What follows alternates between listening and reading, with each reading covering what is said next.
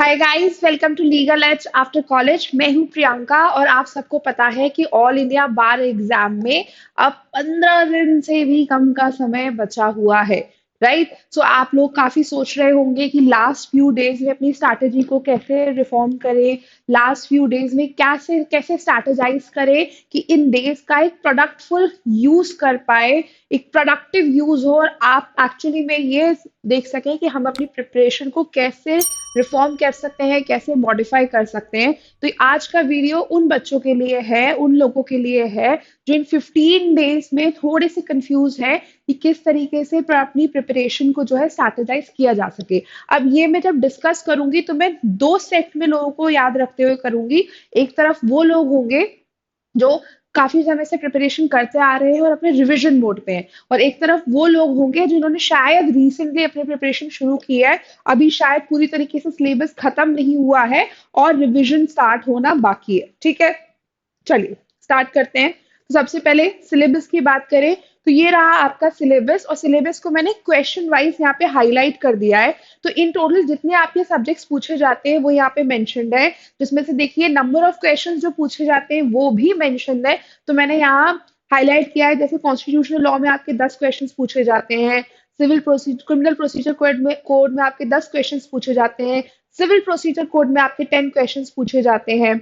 Right, उसके अलावा उसके बाद फिर जो नंबर ऑफ क्वेश्चंस होते हैं, एविडेंस एक्ट में से 8 आते हैं। इंडियन पिनल कोड जो कि अब आपका भारतीय नागरिक सुरक्षा संहिता हो गया है, उसमें से आपके 8 क्वेश्चंस आते हैं। फैमिली लॉ से आपके 8 क्वेश्चंस पूछे जाते हैं। राइट, उसके बाद फिर आपकी contract specific relief, property law और नेगोशिएबल इंस्ट्रूमेंट एक्ट से आपके 8 क्वेश्चंस आते हैं। तो ये नंबर ऑफ क्वेश्चंस के बेसिस पे डिवीजन किया गया है। आप चाहें तो इसका स्क्रीनशॉट आराम से ले सकते हैं। और अब इसी डिवीजन के बेसिस पे मैंने आपके सब्जेक्ट भी प्रायोरिटाइज कर दिए हैं। ठीक है, जब भी आप प्रिपरेशन करने जाएं या अब जब 15 डेज का टाइम बचा हुआ है, तो अगर आप अपना रिवीजन मोड पर हैं तो आपको इस ऑर्डर में, हायरार्की वाइज अगर देखेंगे प्रायोरिटी वाइज, तो आपको इस ऑर्डर में अपना रिवीजन करना है। विच मीन्स अगर आप अपना रिवीजन शुरू कर रहे हैं तो सबसे पहले आप कॉन्स्टिट्यूशनल लॉ से शुरू करेंगे, बिकॉज कॉन्स्टिट्यूशनल लॉ में 10 क्वेश्चंस पूछे जाते हैं। उसके बाद Bharatiya Nagarik Suraksha Sanhita, which was old CrPC, because there are 10 questions from that.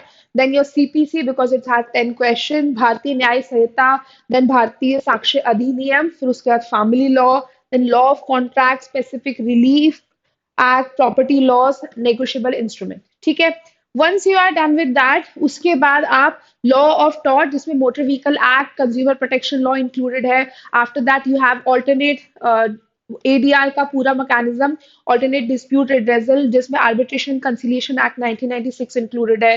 Then you have public interest litigation, फिर प्रोफेशनल एथिक्स। ठीक है, इन case of professional misconduct under BCI rules, वो भी इंक्लूडेड है।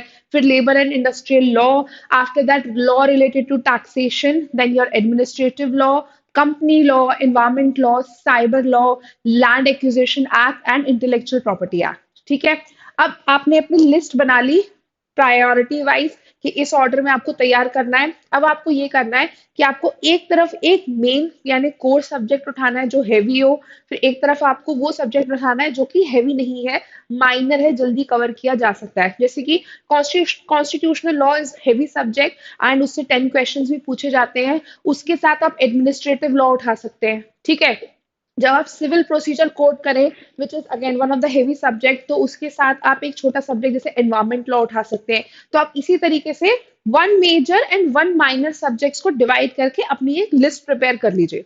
ठीक है, उसके बाद जो नेक्स्ट स्टेप होगा आपका, वो होगा नंबर ऑफ डेज को काउंट करना। ठीक है, चलिए ऐसे देखते हैं।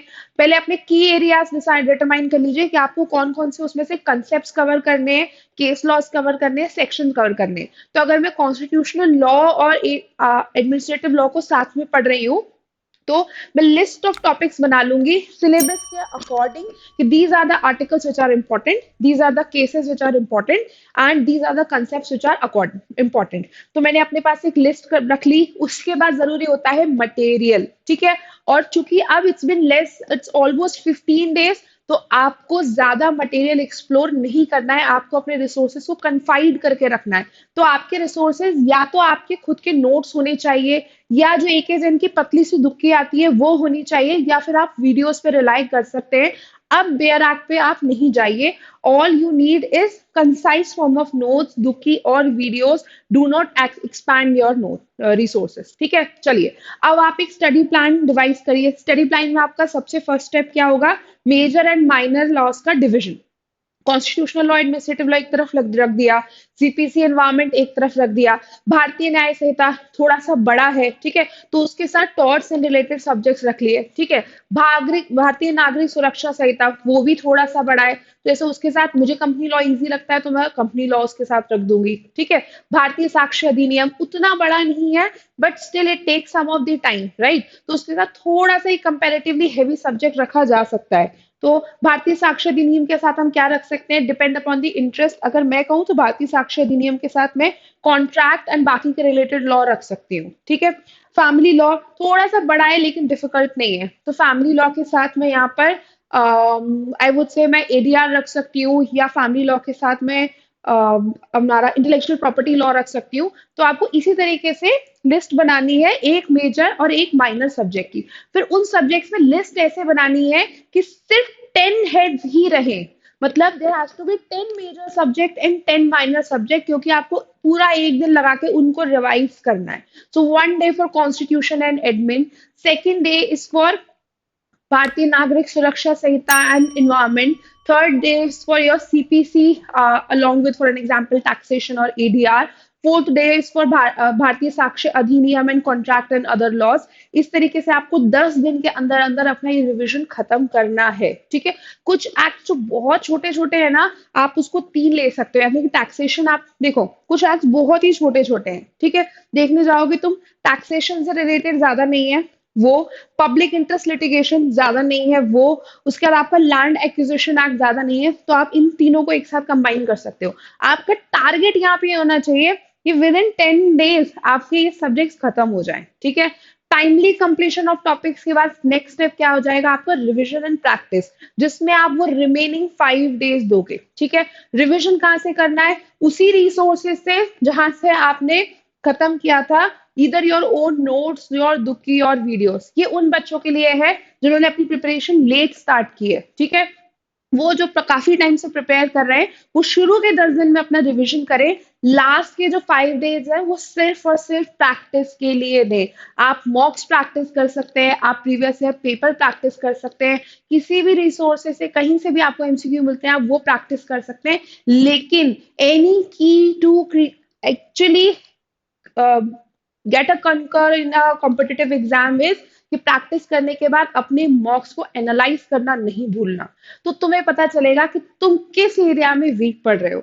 Are you weak in CPC, are you weak in taxation, are you weak in Bharatiya Nagarik Suraksha संहिता, तो तुम्हें किस एरिया में ज्यादा से ज्यादा रिविजन की जरूरत है, ये तुम्हें मॉक एनालाइज करने के बाद ही पता चलेगा। अगर मॉक एनालाइज नहीं कर रहे हो, उसकी जगह पे प्रीवियस ईयर पेपर सॉल्व कर रहे हो, तो प्रीवियस ईयर पेपर को भी एनालाइज करो, कितने सही गए। देखो 3 चीजें होती हैं, एक कितने सही गए जो तुम्हें आते थे, कितने तुक्के में गए, कितने तुम्हें बिल्कुल ही नहीं आते थे। तो जो तुक्के में गए हैं वहां तुम्हें रिवीजन की जरूरत है, और जो तुम्हें बिल्कुल ही नहीं आता था, तुम्हें एकदम ही समझ में नहीं आया, तुम्हें उस सब्जेक्ट को रिविजिट करने की जरूरत है, right. So this is the reason why you analyse your mock, to understand what are your strength, what are the areas in which you need revision, and what are the areas which you need to revisit, क्योंकि हमें वो बिल्कुल ही समझ में नहीं आता है। So in short अगर मैं आपसे बात करूं, so the first thing you are going to do, order मैं आपको ऑलरेडी बता चुकी हूँ। आपको जो करना है वो है डिवाइड करना है मेजर एंड माइनर सब्जेक्ट को 10 डेज में टू फिनिश, अगर आपने लेट स्टार्ट किया है,